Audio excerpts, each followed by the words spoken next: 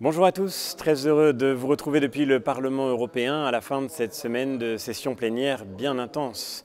Je voudrais revenir avec vous sur un sujet qui me paraît emblématique des aberrations du droit de la concurrence en Europe.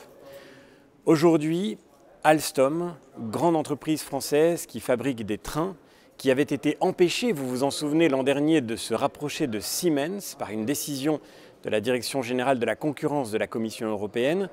Aujourd'hui, Alstom cherche à se rapprocher de Bombardier, une autre entreprise sur le même secteur qui est en très grande difficulté. Évidemment, cette fusion est soumise à l'examen de la même Direction générale de la concurrence. Et pour éviter qu'Alstom ne se retrouve dans une position dominante en France sur ce secteur, il lui a été vivement recommandé de se séparer de l'une de ses usines qui se trouve en Alsace, à Reichshoffen.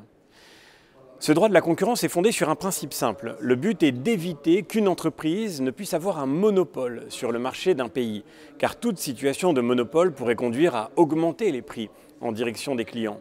Simplement, cette analyse paraît être mal fondée, parce qu'en l'occurrence, il est parfaitement possible de vendre des trains en France sans disposer d'une usine en France.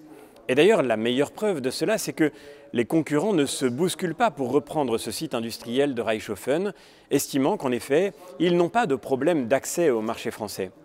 Par ailleurs, les principaux clients d'Alstom, et notamment la SNCF, la RATP, ne se plaignent pas du tout de ce rapprochement avec Bombardier.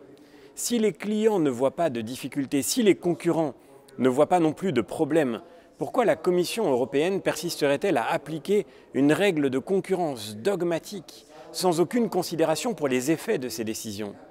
Nous le savons très bien, en effet, notre marché européen est ouvert à des entreprises qui ne respectent pas les règles de la concurrence.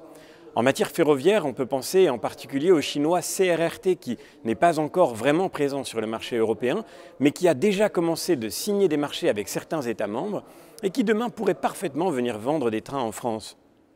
CRRT est une entreprise qui dispose d'un monopole absolu en Chine, qui est soutenue par son État et qui, de fait, dispose ainsi d'une forme d'avantage concurrentiel créé simplement par nos propres règles et par leur application aveugle.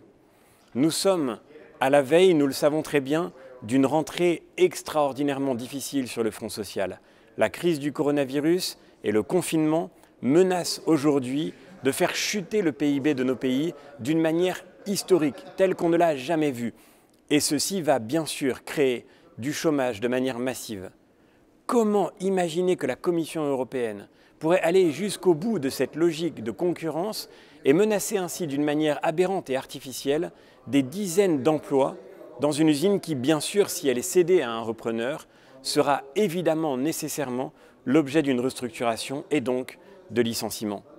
Cela ne correspond à aucune logique économique. Cela ne correspond à aucune stratégie industrielle. Cela ne correspond même pas à un problème de concurrence puisqu'encore une fois, à l'intérieur du marché européen, d'autres acteurs du ferroviaire peuvent vendre des trains en France.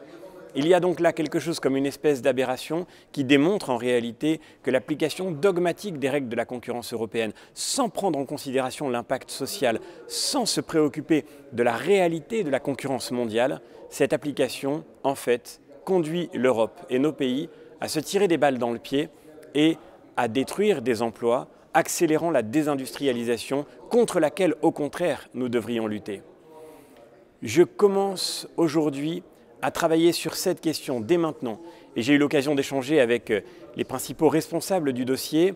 Nous allons faire circuler dès maintenant au Parlement européen un texte pour appeler la Commission européenne à revenir sur cette analyse, à corriger la manière dont elle envisage ce dossier. J'espère que nous pourrons sauver l'usine de Reichshoffen et cette bataille importante ne fait que commencer. Merci beaucoup et à très bientôt.